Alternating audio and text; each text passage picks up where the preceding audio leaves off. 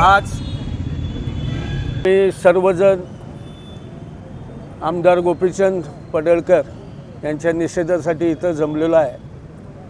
खरं तर कालचं वक्तव्य नाही, वारंवार माननीय जयंत पाटील साहेब व कैलासवासी राजाराम बापू पाटील यांच्यावर वारंवार खालच्या स्तराची टीका करणे हे त्यांनी एकच अजेंडा बहुतेक स्वीकारलेला आहे।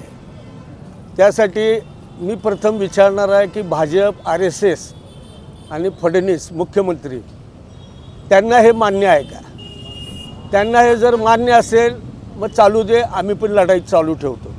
जर मान्य नसेल तर त्याचा ताबडतोब त्यांनी राजीनामा घेतला पाहिजे। साधी गोष्ट यांच्या लक्षात येत नाही। माननीय कैलासवासी राजाराम बापू पाटील हे जनता पक्षाचे अध्यक्ष होते।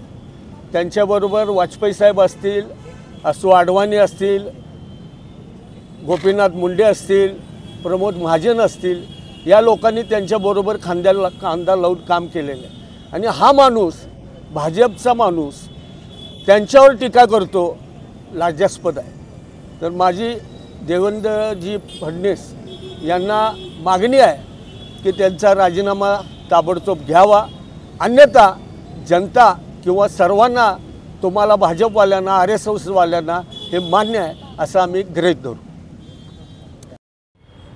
जतचे आमदार गोपीचंद पडळकर यांनी काल आमचं दैवत कैलासवासी लोकनेते राजाराम बापूंचा एकेरी उल्लेख केला। त्याचबरोबर आम्हा सगळ्यांचे नेते आदरणीय जयंत पाटील साहेब यांच्यावर अगदी खालच्या पातळीवर जाऊन त्यांनी या ठिकाणी टीका केली। यासाठी अल्पावधीमध्ये आज आम्ही सगळेजण या ठिकाणी त्यांचा निषेध करण्यासाठी जमलेलो आहे। आम्हालाच प्रश्न पडला आहे की या माणसाचं नाव घेऊन आमचं तोंड घाण करायचं का? कारण एवढी नीच प्रवृत्ती या जिल्ह्यामध्ये या ठिकाणी लोकप्रतिनिधी म्हणून काम करते। त्यामुळं अशा लोकांचा निषेध करण्यासाठी आम्ही सगळेजण जमलो आहे। आज बापूंच्याबद्दल त्यांनी जे अपशब्द काढले, त्या बापूंचं काम जर बघायचं झालं, ज्या भागातनं गोपीचंद पडळकर आमदार आहेत त्या भागामध्ये आजही बापूंचा फोटो 40-50 वर्ष झालं बापूंनी त्या भागामध्ये काम केले।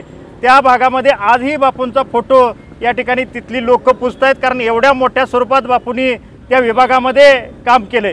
बापूंचं काम या राज्यभर आहे आणि आम्हा सगळ्यांचं दैवत असणारे बापूंचे या ठिकाणी विचार घेऊन आम्ही पुढे चाललो आहे। अशा या गोपीचंद पडळकरनं आमच्या बापूंच्यावर बोलण्याचा प्रयत्न केला आहे, आम्हा नेत्यांच्यावर, जयंत पाटील साहेबांच्यावर या ठिकाणी बोलण्याचा प्रयत्न केला आहे। आमचं भाजपला या ठिकाणी आव्हान आहे की त्यांनी या आमदाराला आवरावं, त्याचा राजीनामा घ्यावा, अन्यथा या जिल्ह्यातली जनता या ठिकाणी गप्प बसणार नाही। गोपीचंद पडळकरांचा राजीनामा घेतल्याशिवाय, मागल्याशिवाय पक्षाकडं या ठिकाणी आम्ही सगळेजण गप्प बसणार नाही आणि त्यांचा या ठिकाणी आज आम्ही जाहीर निषेध करतो। धन्यवाद।